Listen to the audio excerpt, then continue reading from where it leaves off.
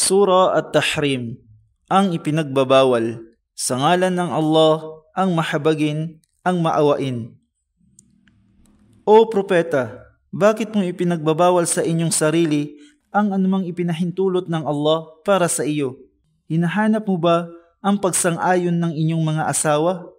At ang Allah ay mapagpatawad, maawain.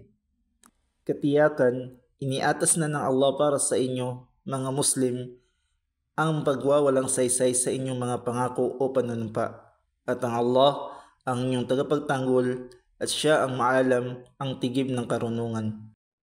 At alalahanin, nang ang propeta ay nagtapat sa isa niyang asawa ng isang salaysay at nang ito ay ipaalam niya ni Hafsa kay Aisha, ngunit ito ay isiniwalat ng Allah sa kanya kay Propeta Muhammad.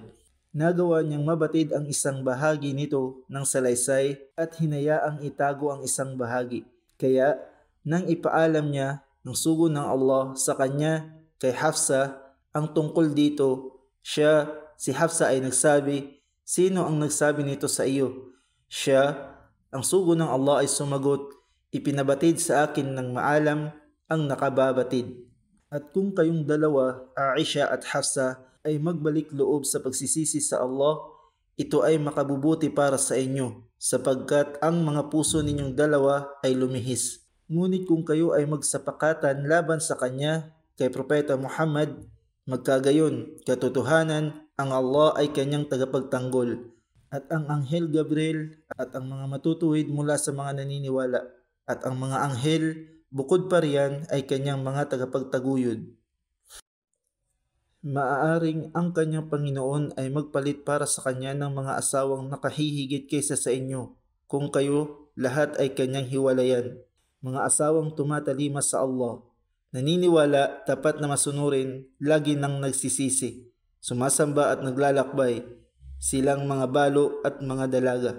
O kayong mga naniwala, inyong pangalagaan ang inyong mga sarili at ang inyong mga mag-anak laban sa apoy ng impyerno, na ang panggatong ay mga tao at bato. Doon ay may itinalagang mga anghel na mababalasik at mahihigpit. Sila ay hindi sumusuway sa Allah sa anumang kanyang ipinag-utos sa kanila at kanilang ginagawa ang anumang ipinag-utos. O kayong mga di naniwala, huwag na kayong mga tuwiran sa araw na iyon. Kayo ay binabayaran lamang para sa anumang inyong lagi ng ginagawa. O kayong mga naniwala, magbalik loob kayo sa Allah ng tapat na pagsisisi. Maaaring pawiin ng inyong Panginoon mula sa inyo ang inyong mga masasamang gawa. At kayo ay kanyang papasukin sa mga hardin na sa ilalim nito ay may mga ilog na umaagos. Sa araw na hindi hihiyain ng Allah ang propeta at yaong mga naniwalang kasama niya. Ang kanilang liwanag ay mauuna sa kanila at ito ay nasa kanilang mga kanang kamay.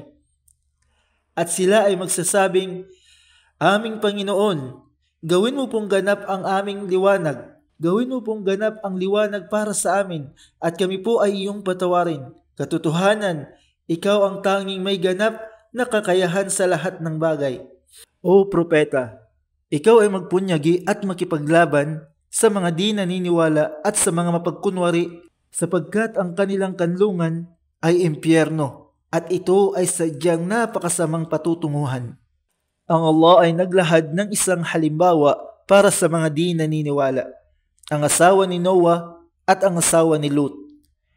Silang dalawa ay kapwa nasa ilalim ng pangangasiwa ng aming mga matutuwid na alipin, subalit sila ay nagtaksil sa kanila.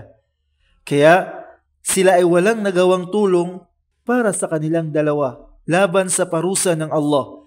At sa kanila ay sinabing, "Pumasok kayong dalawa sa apoy kasama ng mga nagsisipasok." At ang Allah ay naglahad ng isang mabuting halimbawa para sa mga naniwala, tulad ng asawa ni Paraon. Nang siya ay nagsabi, "Aking Panginoon, ipagtayo mo po ako ng isang tahanan sa hardin na malapit sa iyo, at iligtas mo po ako sa mga taong mapaggawa ng kamalian." At ang halimbawa ni Maria, anak na babae ni Imran, na pinangalagaan ng kanyang dangal, at siya ay aming hiningahan dito sa kanyang damit mula sa aming roh sa pamamagitan ng Anghel Gabriel.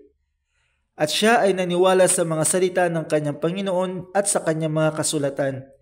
At siya ay isa sa mga tapat na masunurin sa amin.